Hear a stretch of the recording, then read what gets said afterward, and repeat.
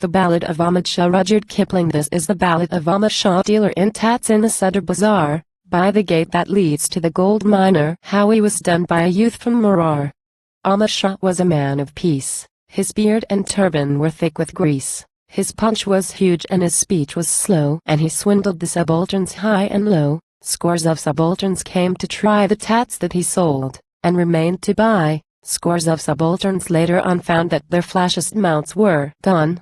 Some in the front and some behind, some were roarers and some went blind. Scores of subalterns over their weeds cursed old Ahmed and all his deeds.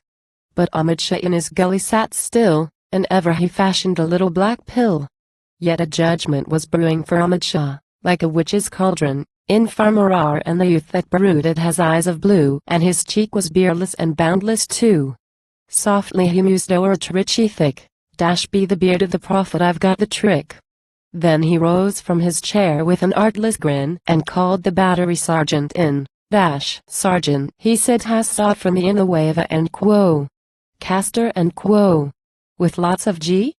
The sergeant pondered and answered slow, there's a red roan gelding that's bound to go at the next committee.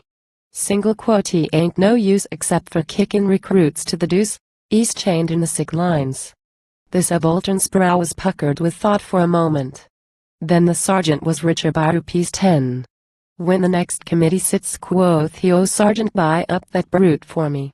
So the plot was laid, and the long weeks passed, and the red road gelding was duly cast.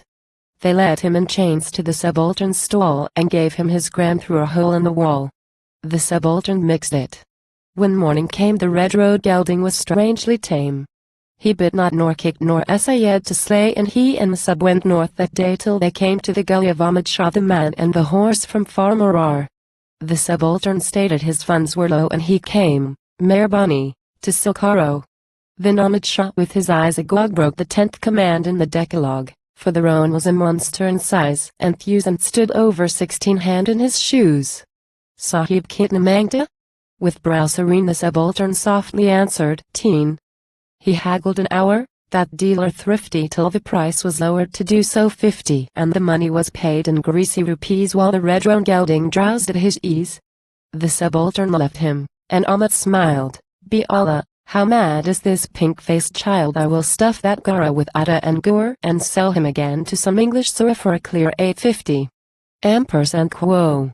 And as he spoke, the devil they drugged and the red roan woke. Then the head ropes snapped and the heel ropes drew, and the stallion squealed as the roan went through, and the sisses ran as men run for life, and the yard was troubled with equine strife, till the berserk rage of the beat was o'er, and he dropped to slumber at Ahmed's door.